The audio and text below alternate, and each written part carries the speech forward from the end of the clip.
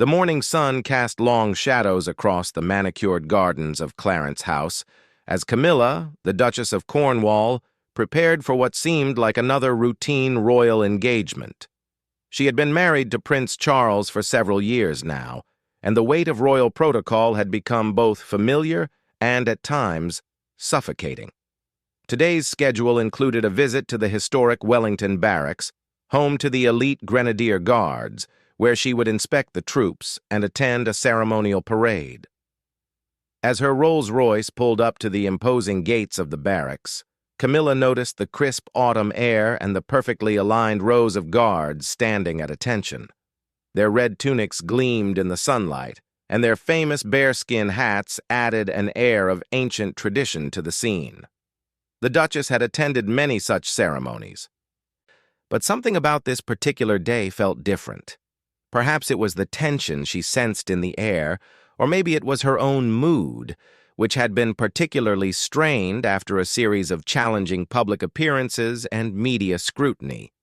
The guard commander, a distinguished man in his 50s with decades of military service, approached the vehicle as it came to a stop. Sergeant Major Harrison had served the crown faithfully for over 30 years, rising through the ranks through dedication, discipline, and an unwavering commitment to duty. He had overseen countless royal visits, each conducted with the same meticulous attention to protocol and respect that had defined his entire career. Today, he expected nothing different. As Camilla stepped from the vehicle, her personal aide whispered last-minute reminders about the day's schedule. The Duchess wore an elegant navy coat with pearl accessories, her appearance impeccable as always. However, those close to her noticed a subtle tension in her demeanor, a slight stiffness that suggested she was dealing with more than the usual pre-engagement nerves. The ceremony began as planned, with Camilla inspecting the immaculate line of guards. Each soldier stood motionless, their eyes fixed straight ahead, embodying the discipline and tradition of one of Britain's most prestigious military units. The sound of her heels clicking against the parade ground created a rhythmic accompaniment to the formal proceedings. Sergeant Major Harrison maintained his position 3 steps behind and to the right of the Duchess, ready to provide guidance or answer any questions about the regiment's history or current activities. He had briefed his men extensively about proper protocol, emphasizing the importance of maintaining absolute professionalism throughout the royal visit. As they moved along the line of guards, Camilla paused occasionally to acknowledge individual soldiers or ask brief questions about their service. These interactions, while formal, were generally pleasant and followed the expected pattern of royal engagements.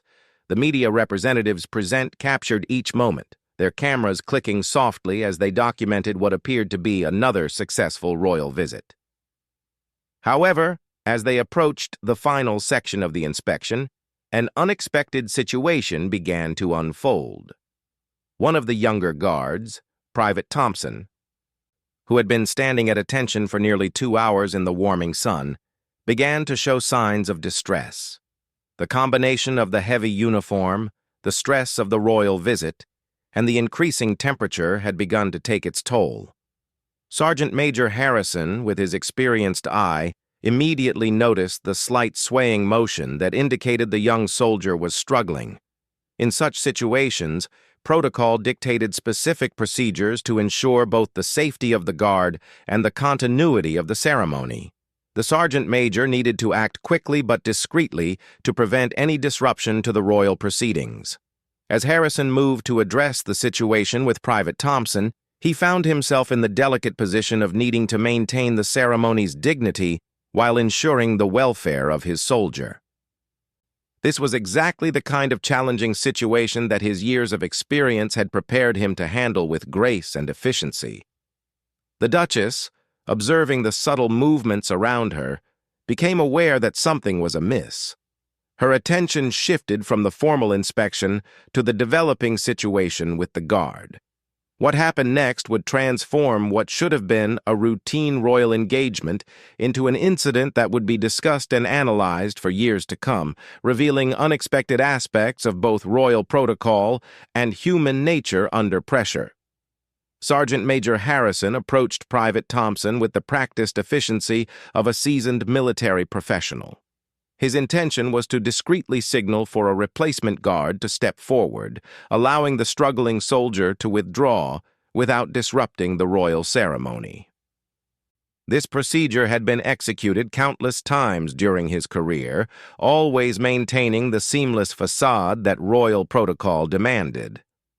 However, as Harrison moved toward Private Thompson, Camilla misinterpreted his actions. The stress of recent public criticism, combined with her growing frustration with the rigid constraints of royal life, had left her particularly sensitive to any perceived inefficiency or disruption. From her vantage point, she observed what appeared to be unnecessary movement and activity during what should have been a perfectly orchestrated ceremony.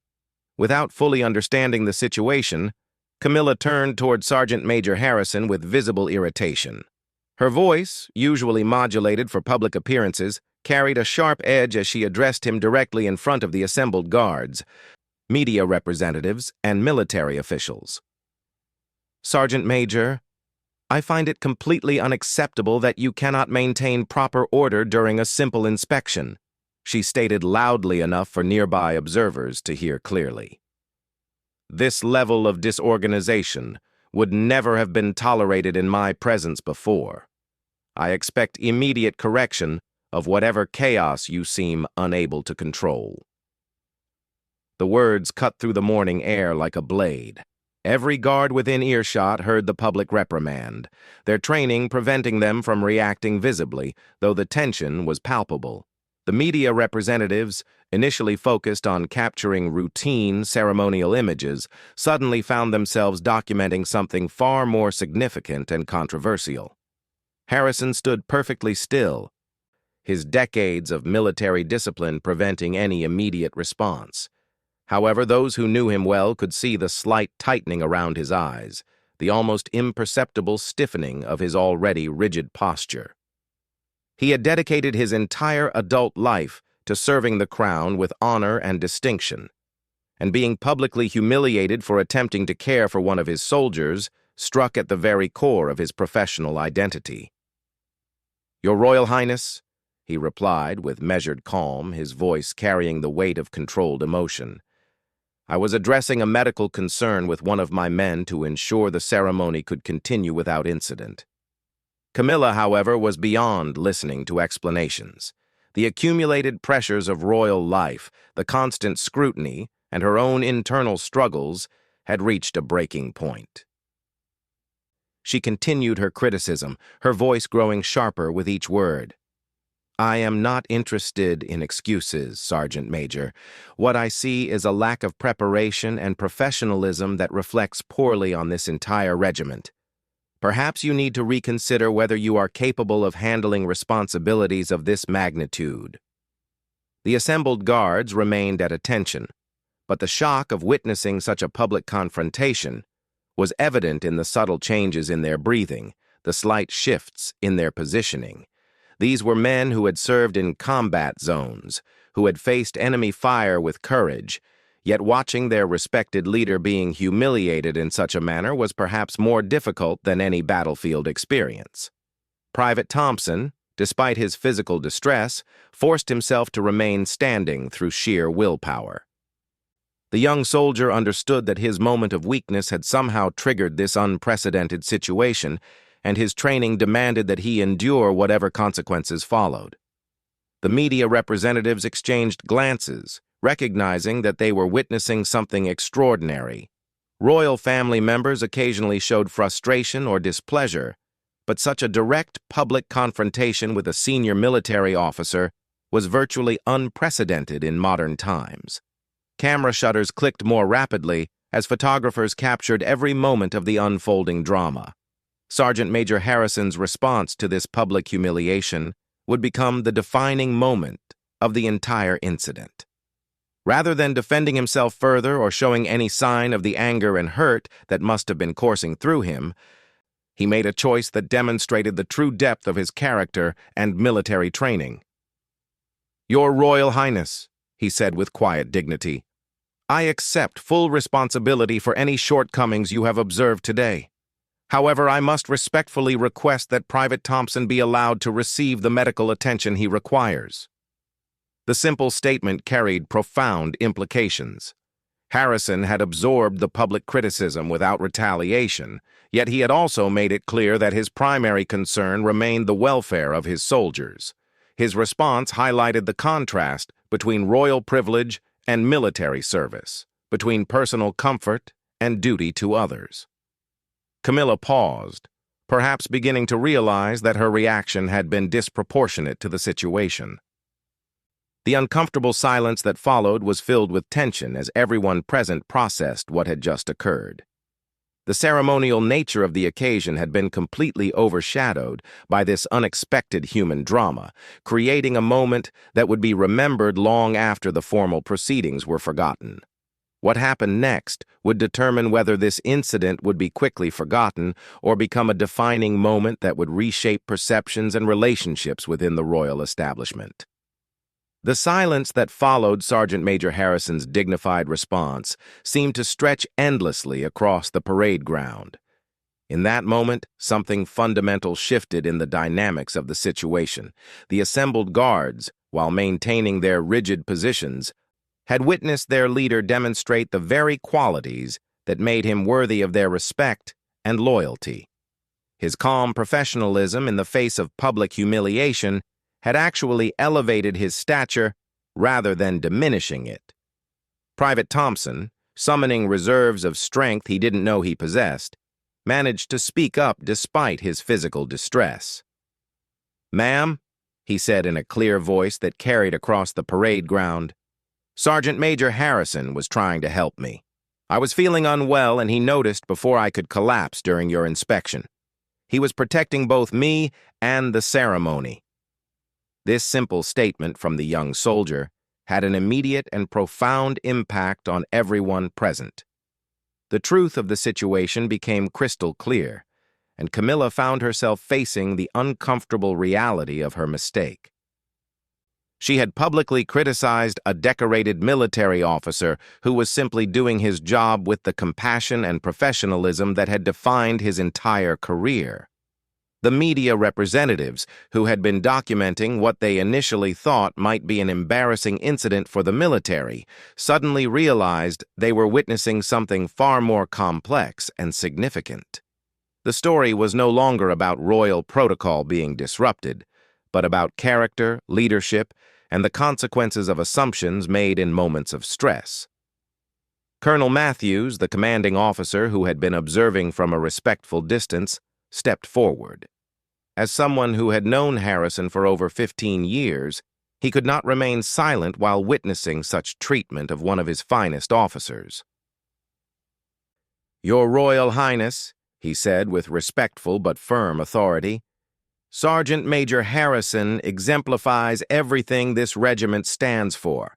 His actions today were entirely appropriate and demonstrate the leadership qualities that have made him one of our most respected senior non-commissioned officers." The colonel's intervention added another layer of complexity to the situation. Here was a senior officer, someone whose own career and relationship with the royal family could be jeopardized, choosing to defend his subordinate publicly. The gesture was not lost on anyone present, particularly the guards who witnessed their officers standing together in support of their principles. Camilla found herself in an increasingly uncomfortable position.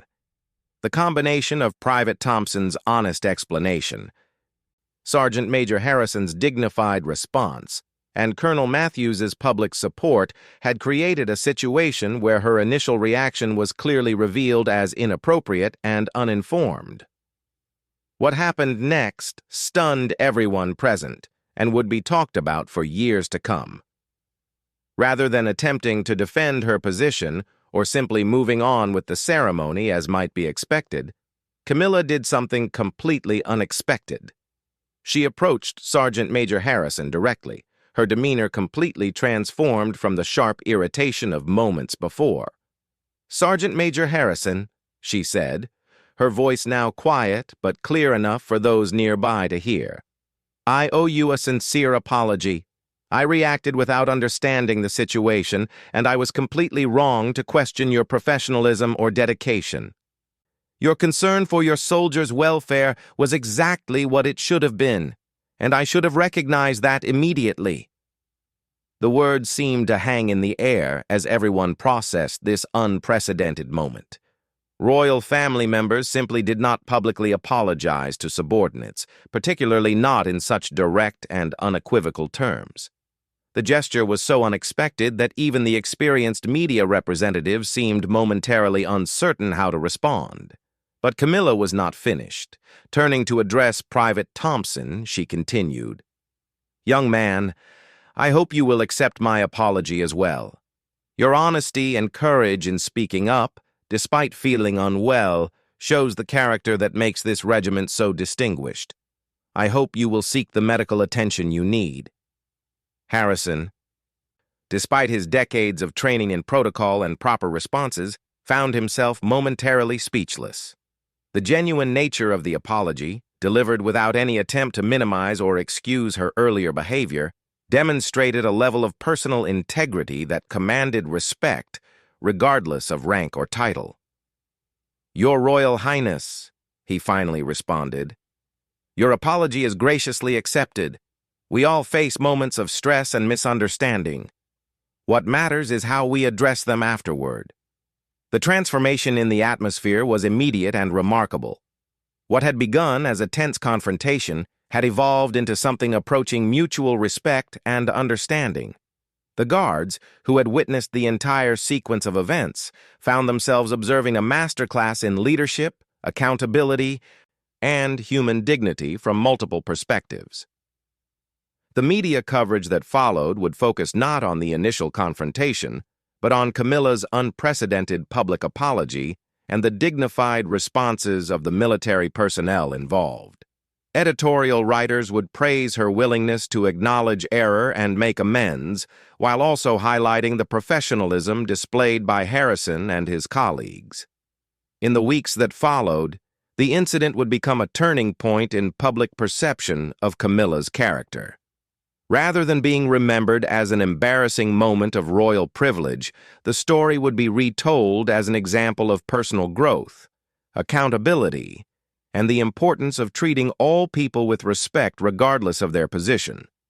Sergeant Major Harrison would later be commended for his handling of the situation, and his response would be used in leadership training programs as an example of maintaining dignity under pressure.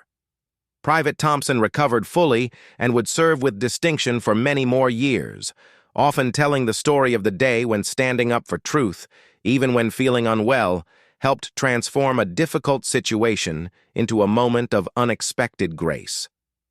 The incident taught everyone involved valuable lessons about assumptions, communication, and the power of taking responsibility for one's actions. It demonstrated that true leadership comes not from never making mistakes, but from how one responds when mistakes are made and acknowledged.